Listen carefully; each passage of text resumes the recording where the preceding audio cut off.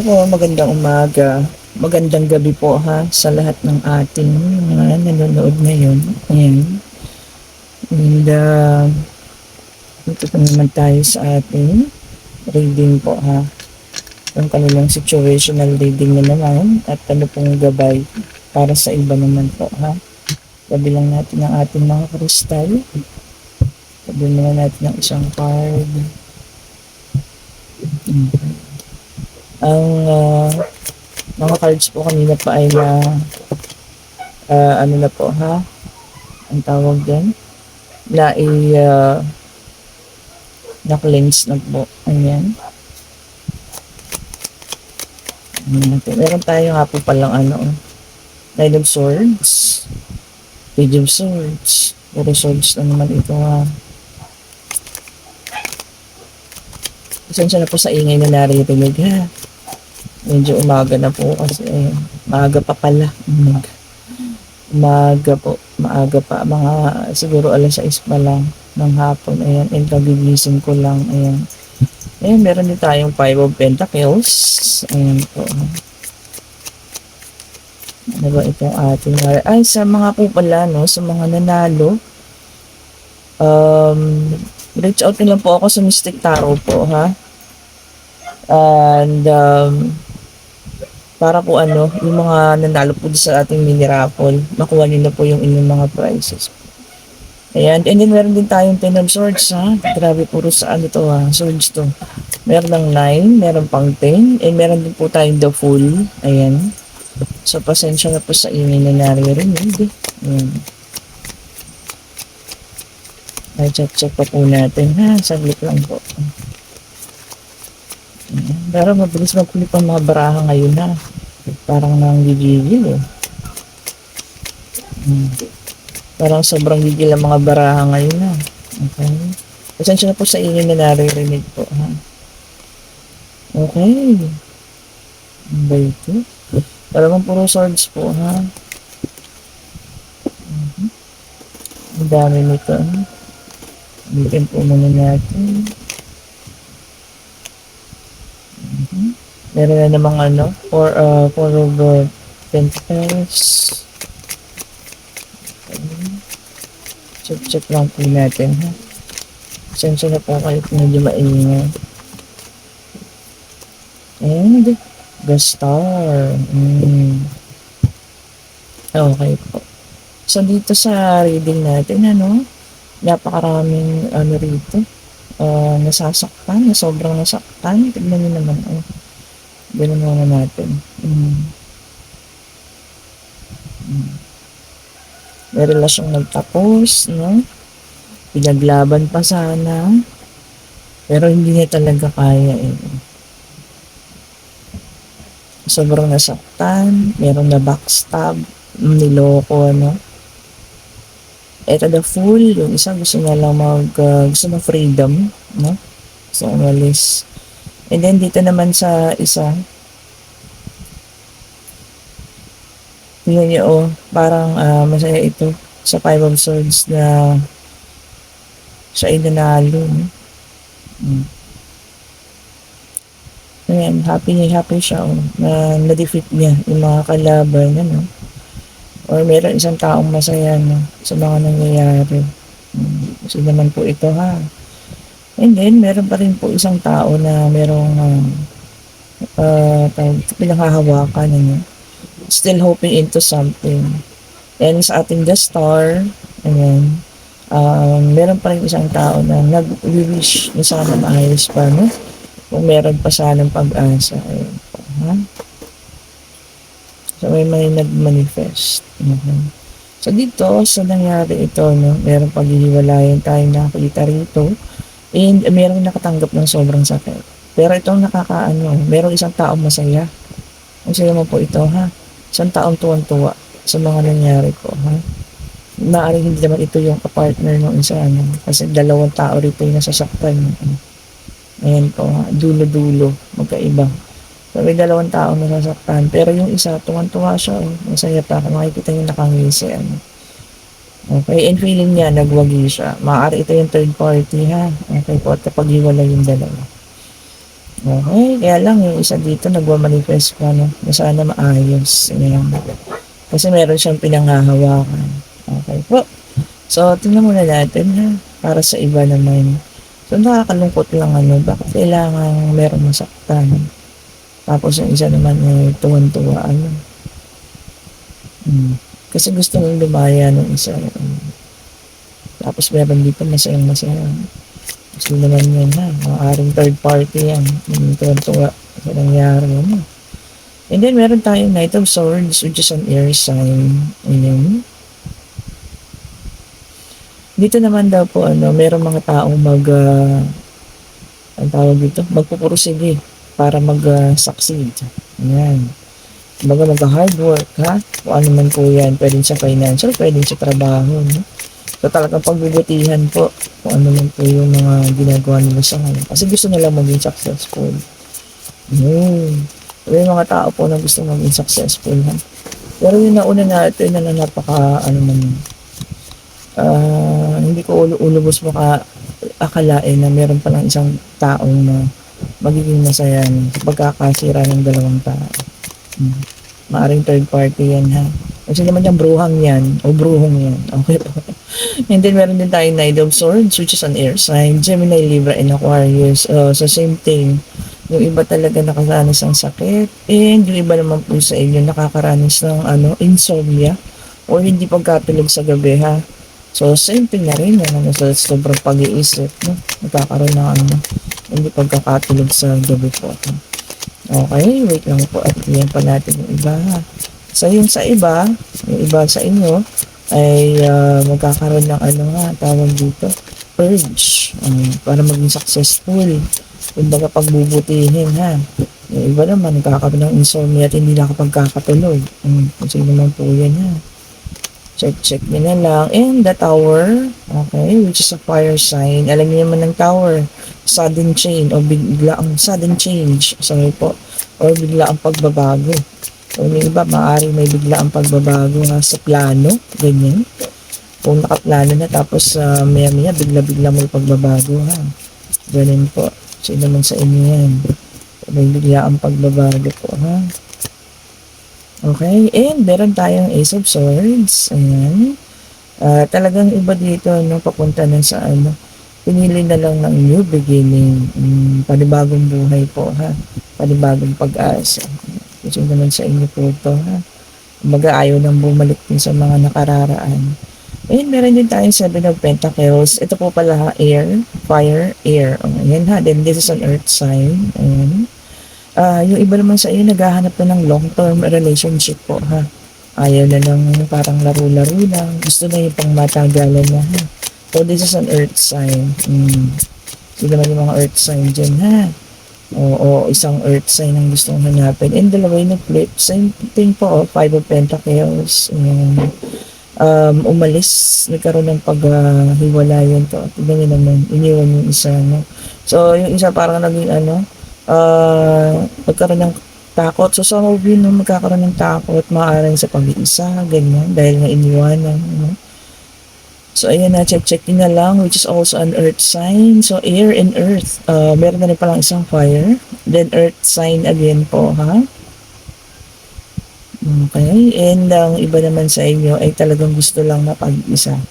Siyempre, no, pagka gano'n naman yung pakiramdam na nagkaroon ng pag-iwalay, gusto lang pong mapag-isahan.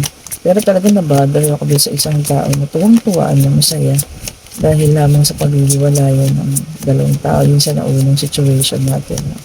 Grabe yan. Hindi ko akalain na nangyayari sa tunay na buhay.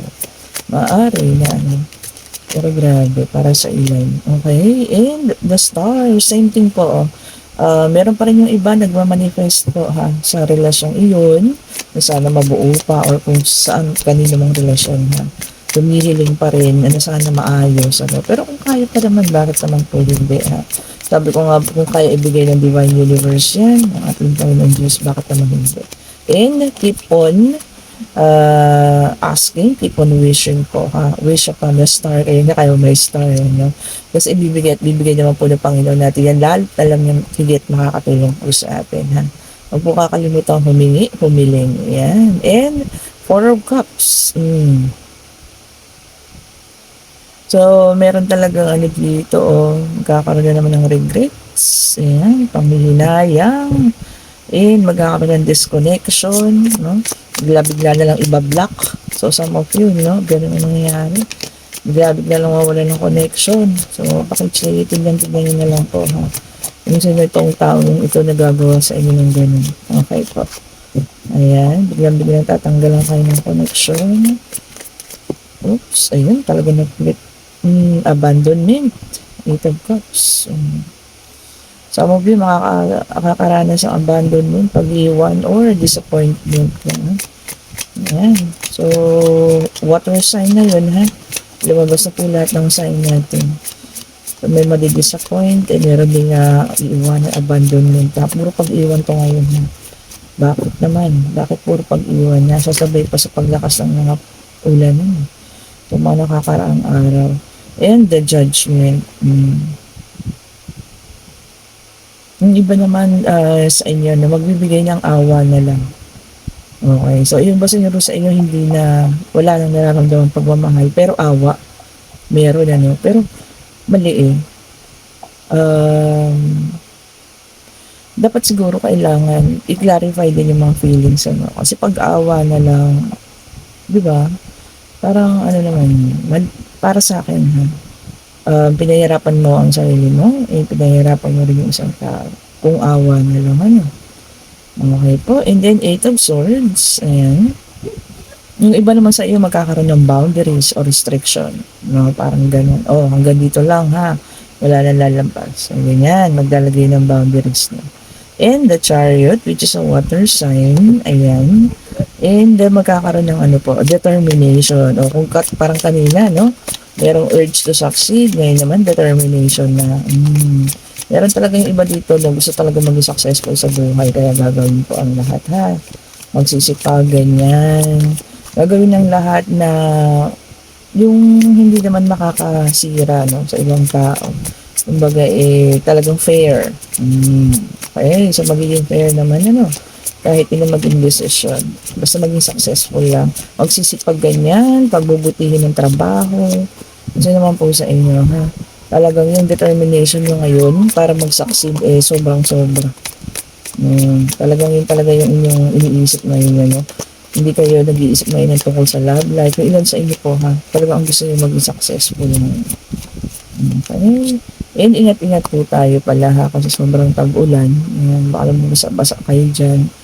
Ako nga sumama ang aking pakiramdam kanina dahil naulan-ulanan tayo, no? Mga nakaraan pa. And then meron tayong King of Wands, ayan, which is a fire sign. Oh, this is a King of Wands, ano? Yung iba naman sa inyo may ma-overcome na yung mga challenges po, ha? Kung ano man yung mga dumating sa inyo, no? Maaring sa negosyo, no? Sa love life, ayan. Ang mga changes, ayan, ma-overcome na po. Ayan, meron tayong The Hangman, ayan. Yung iba talaga magle-letting go na, ayan, let go na daw po. Acceptance, tatanggapin na yung mga katotohanan, ha. Na yung iba kung minsan wala na talagang pag-asa, and then i-let go na, ha. So some of you, meron magle-let go. Okay. Parang ang lungkot mga panahon na tag-ulan, ano, tapos meron tayong mga ganitong sitwasyon na meron mga nagle-let go na, merong mga naghihiwalay na, di po ba, sumasabay sa malungkot na weather natin. Malakas ang ulan, tapos nakikita mo, mayroong mga tao nag-uusap, tumutuloy rin yung mga luha at nagpapaalaman na, no? Ayan, kung sino man po kayo, ha, magpakatatag ang bawat isa. Ayan, pero hindi ka talaga akalain, ha, sa una pa lang, na mayroong isang tao magiging masaya, kung mayroong isang couple na maghiwalay. And Three of Pentacles, and sa Three of Pentacles naman natin, yung iba magkakaroon ng long-term goals, ayan. Kumbaga kung merong nag-iisip na may pag-iipunan, ganyan, na isang bagay, maaari ito ay lupa, sasakyan, no? Mga goals ninyo sa buhay. So yung iba sa iyo makakapag-isip po ng ganyan, ha? Long-term goals, ayan. Ako nga, yung goal ko, mukhang matagal pa. Mukhang matatagal pa yun sa akin, no? Okay, and dito naman po tayo sa love messages. Ayan, tignan natin. Pinunot ko siya kasi Puro love life ang lumabas ngayon ha. And karamihan magkakaroon ng letting go, paghihiwalayan, ayan. So tignan natin ha.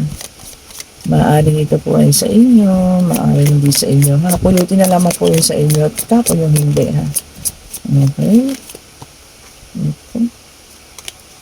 Law of attraction. You have been manifesting this relationship. Everything you want will soon be yours. Oh, yung mga nagmamanifest din ng bagong relasyon ha. Ayan daw po. Law of attraction. Kung ano man yung inyong iniisip, ayan na yung papunta sa inyo ha. Ano po? Yung mga nagmamanifest ng magandang relasyon ha. Check pa natin. Ayan. Different paths. Talagang meron pong mga magsiseparate ways na you're not on the same page with the person you have in mind. The directions you want to move into are different. So magkaiba na po ng direction na tinatahak. Okay. Sana matanggap pa ng both sides. Ano? Kung sino man po kayo. Matanggap ng both sides. Ang ganda na lamang. Pero mahirap yun ha. Sa totoo lang po. Napakahirap ng ganong pakiramdam. Lalo na kung mahal na mahal mo. And then true love, this is the romance of a lifetime. True and lasting love is here for you. Oh, doon sa mga ibang parating naman, ha? Maaaring parating na daw po ang true love ninyo. I-check niyo po, ha? Sa mga taong nakakausap. Baka naman nakausap niyo na po, ha? Okay.